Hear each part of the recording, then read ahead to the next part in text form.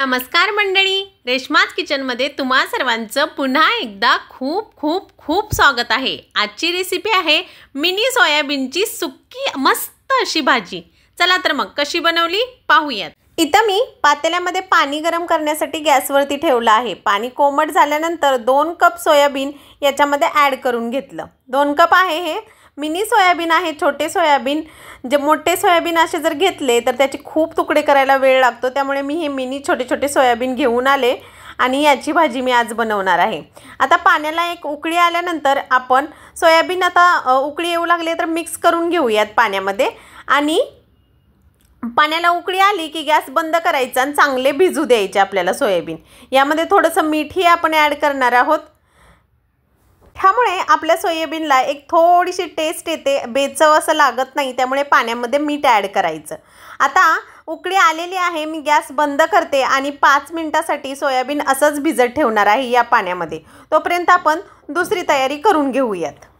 5 मिनिटानंतर असं चाळणीवरती मी सोयाबीन ओतून घेतलेलं आहे।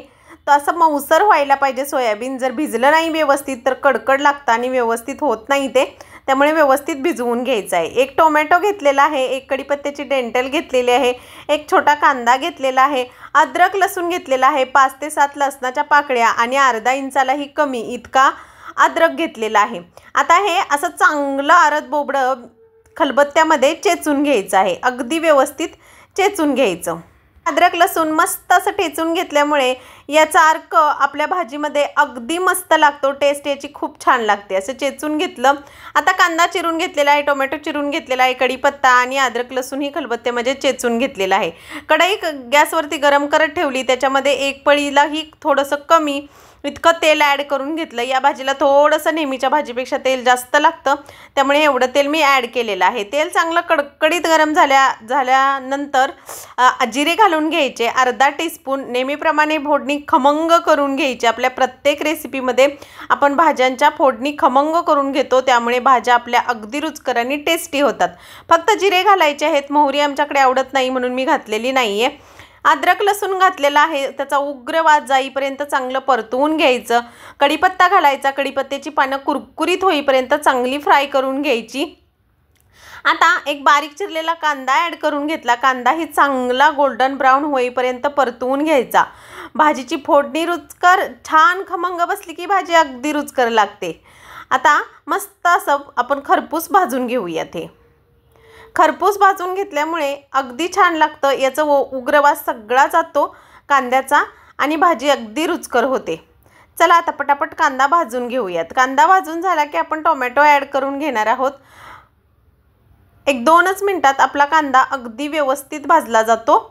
आता गोल्डन ब्राऊन कांदा झालेला आहे, टोमॅटो ॲड करून घेऊया। टोमॅटो घातल्यानंतरही टोमॅटो चांगला मऊसर होईपर्यंत परतवून घ्यायचा आहे। टोमॅटो लालसर रंगाचा छान मऊ झालेलाच घ्यायचा आहे, आपल्याला कच्चा घ्यायचा नाही। कच्चा घेतला तर तो भाजायला शिजायला खूप वेळ लागेल, त्यामुळे अगदी लालसर असा मस्त असा टोमॅटो मऊसर बघून घ्यायचा। चला आता परतवून घेऊया अगदी व्यवस्थित। आता टोमॅटो थोडासा मऊसर झाल्यानंतर आपण सुके मसाले ॲड करून घेणार आहोत। सुक्या मसाल्यांमध्ये बेसिक मसाले आहेत, जास्त काही नाही आहे। धन्याची पावडर आहे ही अर्धा टीस्पून। आता जिरेची पावडर घालणार आहे मी अर्धा टीस्पून, जास्त नाही। मसाल्याच्या भांड्यामध्ये जे चमचे असतात ते अर्धा टीस्पून आहे हा। आणि आपला घरगुती काळा मसाला आहे साठवणीचा, तो घालणार आहे हा 1 चमच आणि थोडासा वरती घालणार आहे। मुली खाणार आहे त्यामुळे जास्त तिखट नको म्हणून इतका घातलेला आहे। आता सुके मसाले घातल्यानंतर सगळं व्यवस्थित परतवून घ्यायचं आणि कांदा टोमॅटो सुके मसाले व्यवस्थित शिजावे म्हणून थोडंसं पाणी घालून मस्त असं शिजवून घ्यायचं आहे, जेणेकरून मऊसर होईल सगळं आणि भाजी खाताना करकर असं लागणार नाही, अगदी टेस्टी लागेल। चला आता 2 मिनिटं पटापट परतवून घेऊयात हे सगळं। मसाले घातल्यानंतर व्यवस्थित परतून घेणं फार गरजेचं आहे, नाहीतर ते कच्चे राहतील, भाजी तसेच कच्चे लागतील, म्हणून आपल्याला मसाले व्यवस्थित भाजून घ्यायचे आहेत। आता मसाले थोडेसे भाजून घेतल्यानंतर थोडंसं पाणी घेतलेलं आहे, पाणी ॲड करून घेतलेलं आहे। आता टोमॅटो कांदा मऊसर होईपर्यंत या पाण्याबरोबर शिजवून घ्यायचं अगदी व्यवस्थित। असं पाणी घालून शिजवून घेतल्यामुळे कच्चापणा सगळा निघून जातो आणि टेस्टी होतात भाज्या। चला आता फटाफट हे शिजवून घेतल्यानंतर 1 टीस्पून इतकं दही ॲड करणार आहोत आपण, जास्त नाही. आणि दही ॲड करताना आंबट नसायला हवं, ते अगदी नॉर्मल ताजं दही हवं, नाहीतर त्याचा आंबटपणा भाजीत उतरेल आणि भाजीची चव एकदम वेगळी लागेल. त्यामुळे 1 टीस्पून घरी बनवलेलं ताजं दही आहे, हे इतकंच घातलेलं आहे मी. आता दही घातल्यानंतर गॅसची फ्लेम थोडी वाढवायची आणि दही अगदी मसाल्याबरोबर पटापट व्यवस्थित परतवून घ्यायचं. दही जर व्यवस्थित या मसाल्यांबरोबर परतवून घेतलं नाही तर ते सगळं मसाल्यांमध्ये फुटलं जातं आणि चांगलं लागत नाही. त्यामुळे दही घातलं की पटापट हलवून घ्यायचं, अजिबात थांबायचं नाही. अगदी व्यवस्थित दही मिक्स करून घ्यायचं मसाल्यांसोबत. गॅस वाढवलेला आहे. आता व्यवस्थित दही परतवून घेतलेलं आहे मसाल्यांबरोबर.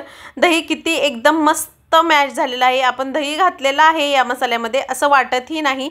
या पद्धतीने दही व्यवस्थित करून घ्यायचं आहे आपल्याला.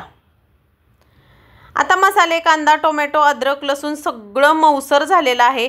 आता जे सोयाबीन भिजवून घेतलं होतं मी पाण्यामध्ये, त्याच्यातलं सगळं पाणी आपण चांगलं दाबून दाबून काढून मग सोयाबीन घालणार आहोत. आता सोयाबीनमध्येही मीठ घातलं होतं आपण, जपून मीठ घालायचं इथे अंदाजानुसार.